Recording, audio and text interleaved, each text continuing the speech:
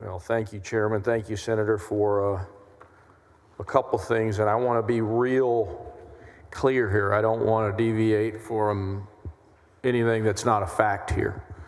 And so I do have some concerns. But first, I do want to thank you for one thing.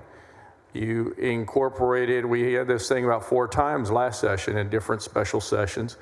And we had a conflict of interest provision that no elected official would be able to utilize this, no state senator, no state representative would be able to use this for their own children or their grandchildren. And you incorporated that into the bill, correct?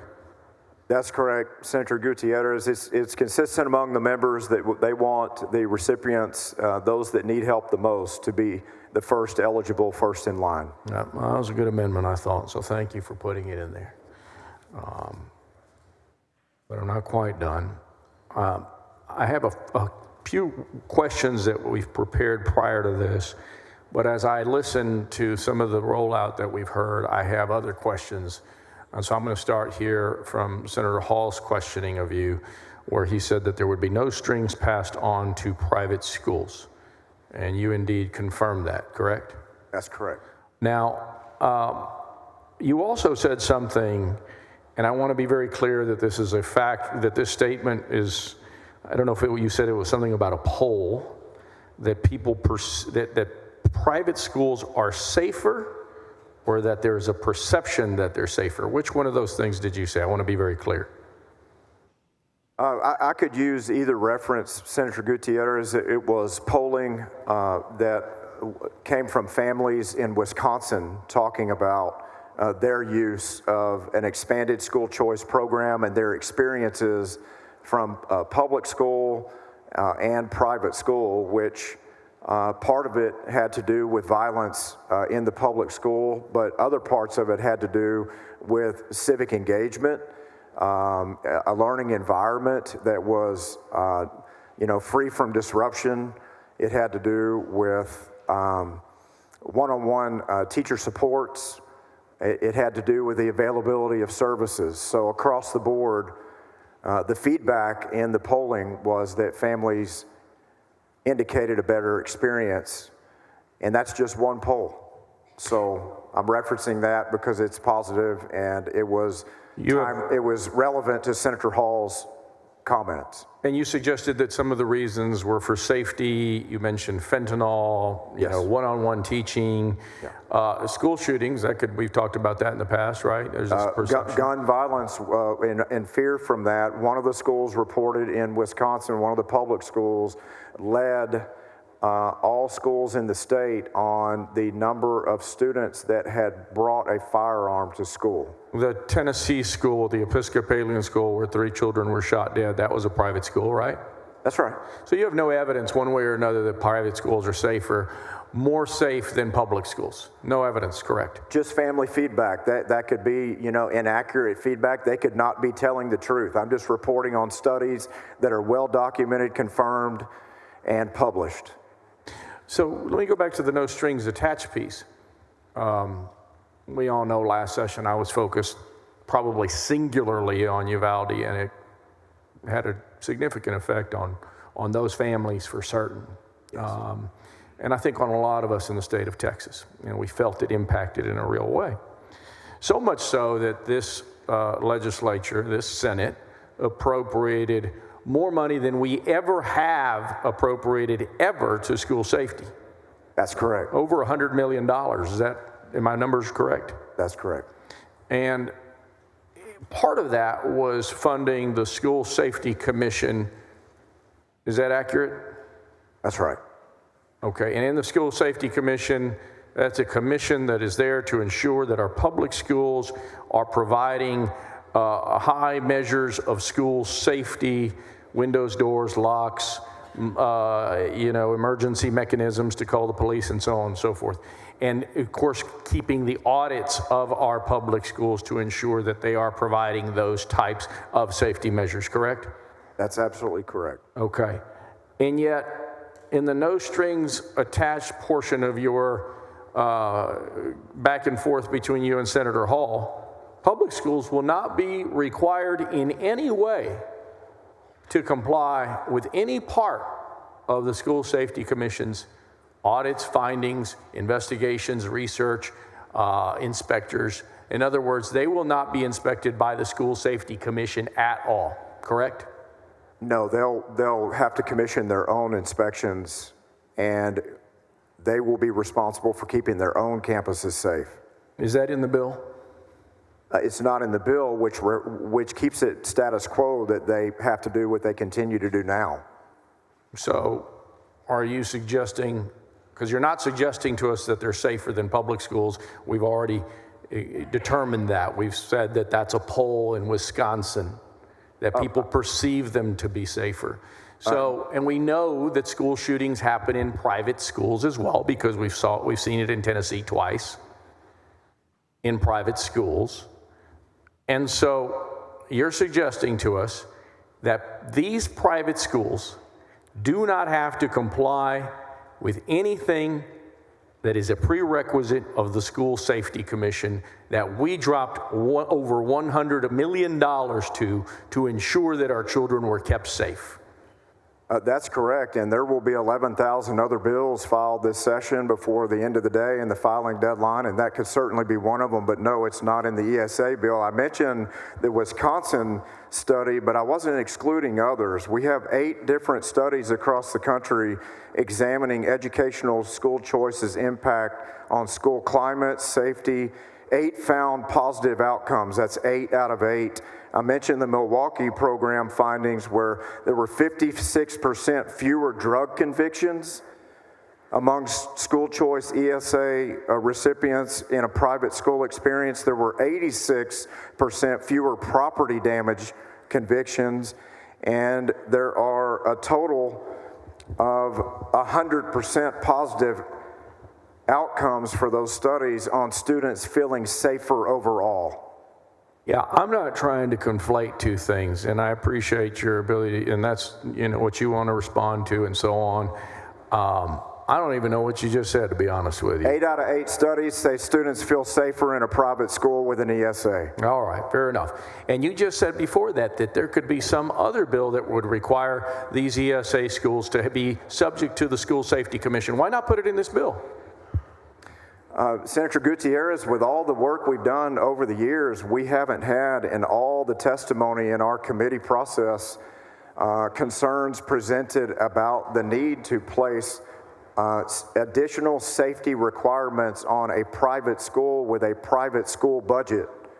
So because that private school has to come up with its own funding and it has its own board, they have to make decisions based on their safety for their campus, just like many other components that we're not delving into in this bill on their behalf. But now we have public school funding towards those private schools, and you're saying that they are not subject to the same requirements, no strings attached, like you said earlier, and therefore these kids that are using public school money in our private schools now are somehow less safer, even though you want to tell us that they're more safe. I get it, by some virtue of some polls and whatnot.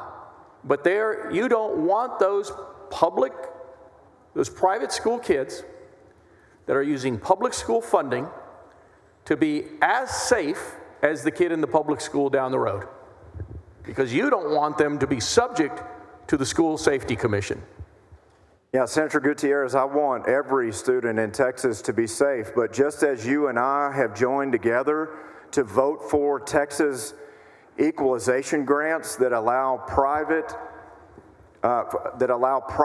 schools to be the beneficiary of a public school student using tax money, Texas taxpayer dollars, to end up at that private school, TCU, Baylor, whatever the private university might be. We have not, as we've joined together to vote together on that tax money being used by a public school student in a private school setting, we have never placed any safety requirements on those private universities. I don't think you have that bill this session. I'm glad that you mentioned Texas equalization grants, and we'll get to that down the road. You know that I represent about 16 counties, the vast majority of them rural, correct? That's right. I don't want to conflate or misrepresent your bill one way or another. And so when people say, oh, this benefits 100,000 kids, it might be a little bit more than that, right? Because you've got this $2,000 for the homeschool kids, so we get a few more kids. That's right. So give or take, not take, but 100,000 plus kids. Is that fair? That's right. Okay. And we got 5.1 million kids in our school system, correct? North of that. North of that. Close to 5.3, 5.4, yeah. 5.3, 5.4. But 100,000 or so lucky ones. Is that right?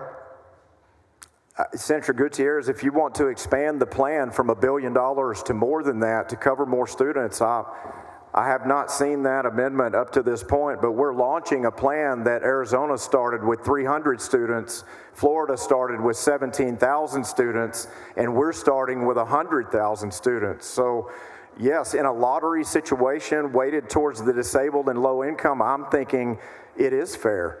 Well, hell, let's do it for all the students then. Let's give everybody in Texas. Let's vote on that right now. That would be a $53 billion one-year expenditure, so we have to do some planning as appropriators. I think it's probably more responsible to launch a plan with a best in practices in the nation framework like we have today, and then weigh the success of the plan on behalf of these students, and then accept your amendment if you so choose to have it apply to 5.3 or 4 million students. That's not my bill. Well, okay. Well, let's talk about your committee structure and what's it called. Now you've changed the name. The name has been changed now to K through 12, right? K through 16. K through 16. Yes. There you go. Thank you. It's the combination of higher ed and K through 12 together, as we did last session. Right. And I'm not suggesting that you're being disingenuous. I just want to go through some facts and some bill analysis questions. Okay. A whole bunch of people want to ask questions. I don't want to take too much of your time. How many students are estimated by TEA to leave public schools for private schools in fiscal year 2027? One more time, I'm sorry. Under the bill analysis, how many students are estimated by TEA to leave the public schools for the private schools in 2027? Well, at capacity maximum,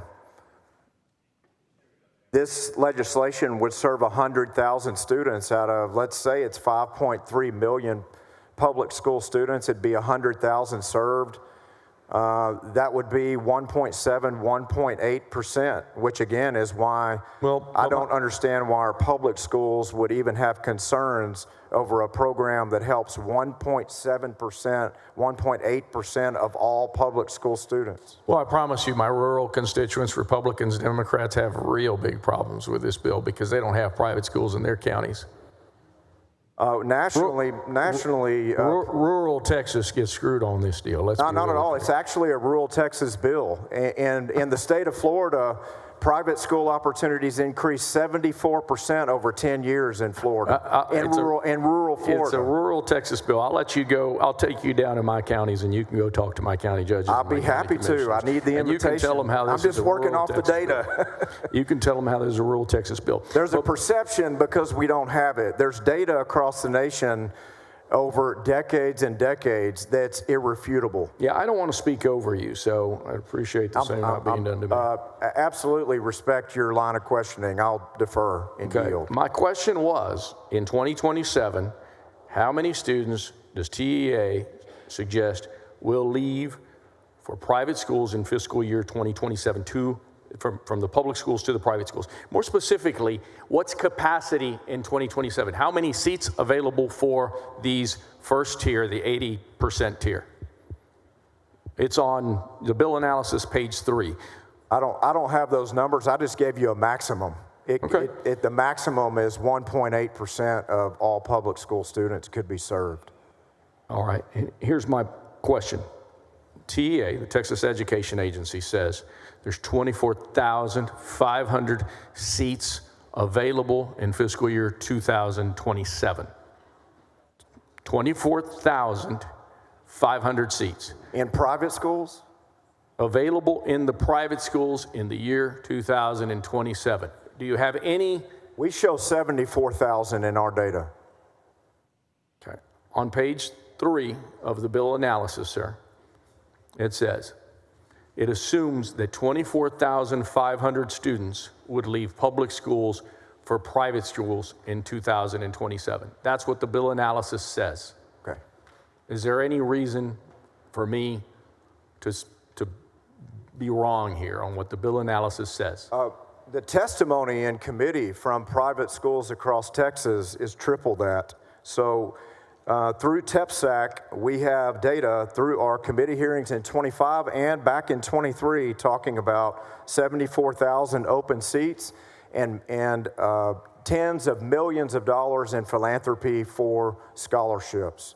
Well, I don't know about those other agencies, but TEA, the Texas Education Agency, yes, appointed chairman, the commissioner appointed by Greg Abbott, the Republican governor, says it's 24,500 seats available in 2027, increasing to 98,000 in fiscal year 2030. Is there any reason to suggest that they don't know what they're talking about here? Yes, it's inconsistent with the data from the actual private schools that offer the seats. So instead of the Texas Education Agency's extrapolation on that, I would defer to the data offered by the private schools themselves.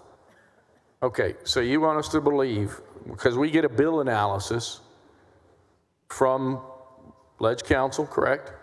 Correct.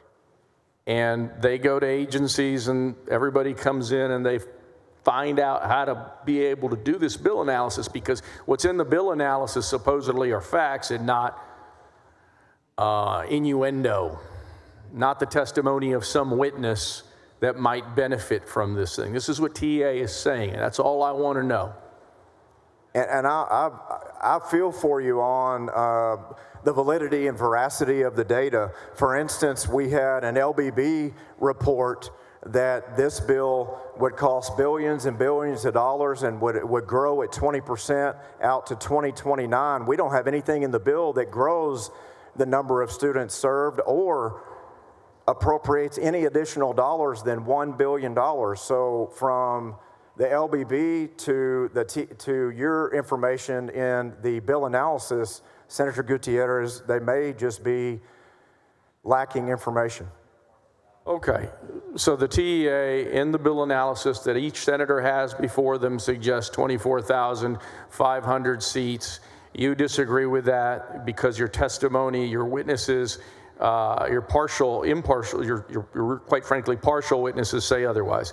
And so let's just go with the bill analysis numbers that have been reflected in my line of questioning. Go ahead. If you fill up all of the seats in the bill analysis suggestion, 24,500 seats, that only, and let's just round up, that only makes 25% of your available approximate 100,000. I say approximate because there might be a few more. We've already discussed that. Is that fair? On those numbers, yes. On those numbers, yes. Yes. And so therefore my question is this: what then happens if all of the seats are filled? Let's just take a different number. Let's say it's 50,000 seats are available, just for the sake of argument. Not the 80,000 that you anticipate. 50,000 seats get filled tomorrow like that. Public schools transitioning to the private schools. Now all of the seats are full. The butts are in the seats. There's no more room. What happens to the other 50%? In other words, does it escheat to the kids that are already in private school and in the home schools? In other words, do more private school kids that are already sitting in those seats get access beyond your 20% allotment? No, I mean, to your first point on the numbers, let's answer them two different ways, right? Both great points. To your first point on the number of available seats in private schools being less than the demand of the receiving ESA recipient, we don't know yet how many applications there will be in this program. We don't know that there will be 100,000 applications. If there are, based on your hypothetical, we're not sure how many will be in a micro school. We're not sure how many will be in a homeschool. We don't know, among the variety of choices, this is a school choice bill, how those students will request and direct their preferences for available spots and to apply the ESA dollars themselves. So if capacity is less than the demand, which very well could be the case, then there would not be seats available within those requests. There would be a no when that application comes in, just as if 100,000 ESA holders, if they all ask for a private school slot, my data shows there's 74,000 seats, not 80, but that demand could exceed supply. We just don't know what kind of applications are coming. Okay, let's assume that capacity is 50,000 for the sake of argument. TEA says it's much, much less. I'm simply asking you then this. Your 20% universal category, which is kids already in homeschool and already in private school, correct? Is that correct? That's correct in the 20%, yes. Okay. And if we've attained capacity at 50,000 kids, if we've attained capacity at 50,000 kids, sir, does your 20% category automatically boom up to 50%? Yes, because it could grow. It could grow. Yes. That's my point. Okay. So yes. Private school kids, in your bill, you're telling all of us that 20% of the private school kids already in private school get to be able to have access to the chance are eligible to be part of this program. Of the 100,000 kids, 20% are in the universal category, correct? Oh, absolutely, and the rest of the 80% could become part of that population as well. I mean, that's not just the 20%, but like, for instance, in committee, we had a family, a firefighter and a teacher from San Antonio, and the firefighter was killed battling a fire. That left a widow who had 2 kids, and they were doing everything they possibly could under that dual income to provide them a private school opportunity, because the test scores in the public school that they were zoned to were, I think there were barely 34% were achieving grade level in every single grade. So instead of going back to the public school, that widow sold everything she had, including their home, and bought a much, much older home with 1 room to keep those 2 kids in a private school opportunity. And so they were already in a private school, and they would be part of this 20% that grows based on capacity that you're mentioning. I don't want to overcomplicate your bill. Your bill is a complicated bill, so we have to try to simplify it in ways that people understand. The 20% universal category has no income requirement, correct? Correct. Okay, that's clear. You could have 100,000. Well, you could be over $160,000, and you would still be able to qualify for one of these ESAs. You could. It's poverty level up to no ceiling. Or $1 million. That's right. All right. My question is, if I've reached capacity on the 50,000 seats that are available in our hypothetical, TEA says it's 25,000. You say it's 74,000. Who knows? If I reach capacity in my hypothetical at 50,000, I got 20,000 reserved for the millionaire kids, from 0 to millions. The other 30,000 kids that are already situated in that private school, they're eligible for these ESAs regardless of financial income, correct? Yes, it's a fully universal population. It could be the lowest income to any income. That's my point. Yes.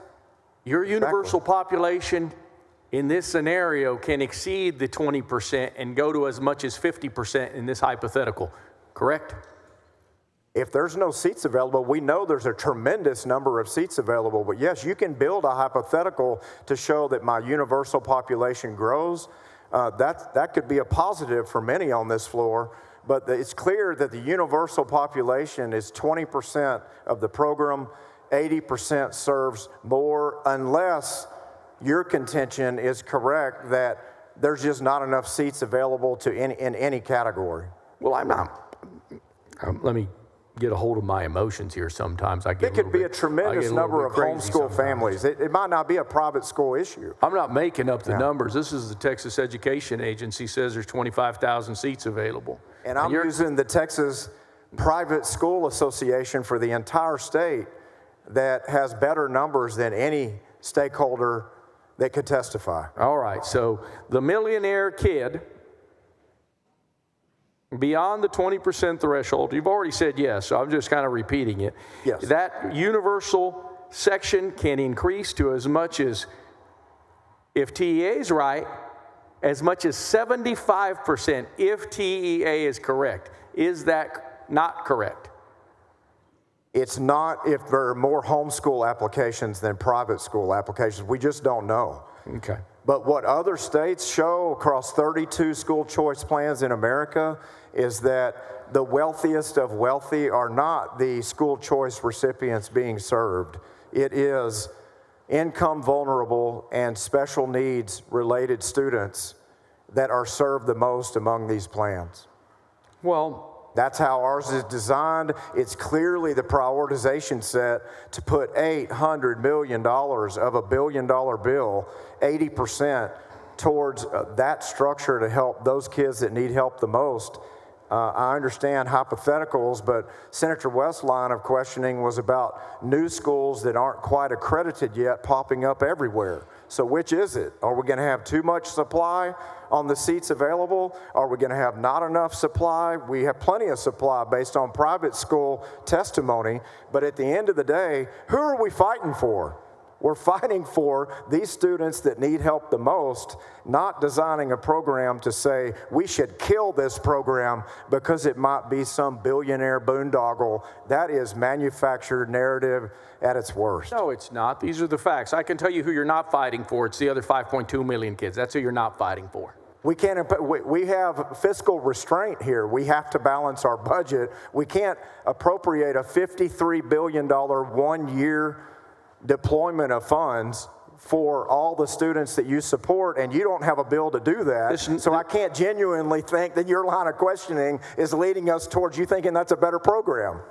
Well, my line of questioning is simply stating the facts that TEA says there's only 25,000 seats available, and so therefore your 20% universal category is not true. It'll expand to as much as 75%. Senator Gutierrez, it's already in the bill that even if applications don't exceed available revenue, everyone that applies is admitted.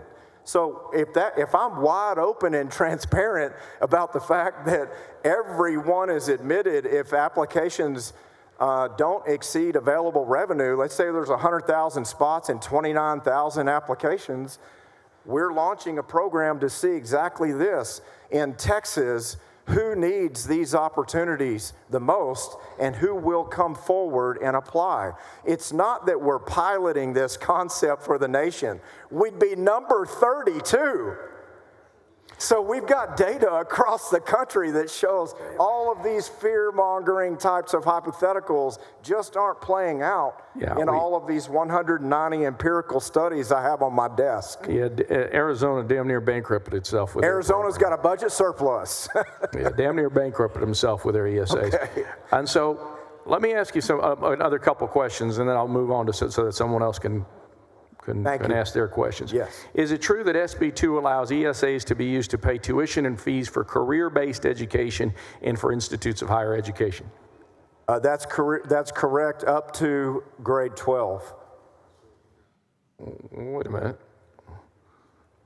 We have a lot of kids in our high schools that are taking, that's not quite accurate, sir.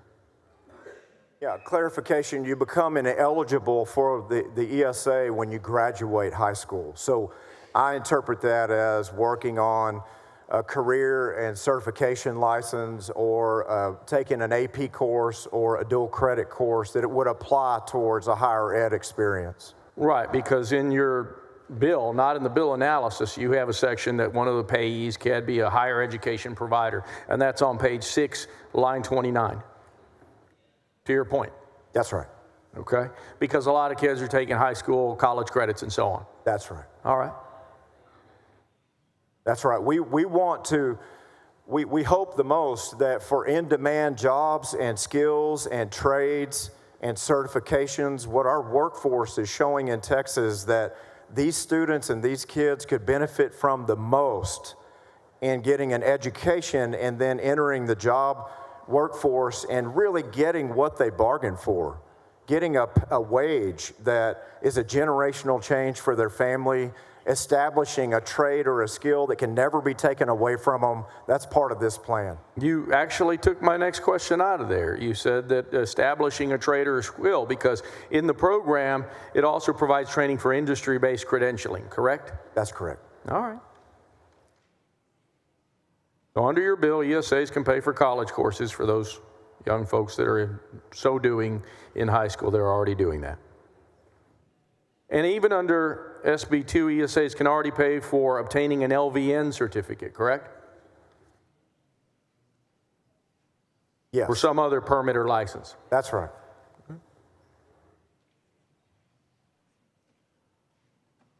Yeah, there are amendments coming, Senator Gutierrez, that will clarify those in-demand jobs. You picked a good one when you just mentioned that one, but that will choose a list of in-demand jobs and skills that these programs can work towards. Well, I look forward to visiting a little bit when we file our amendment. Thank you. Thank you for your questions, Senator Gutierrez. I appreciate the commentary and discussion.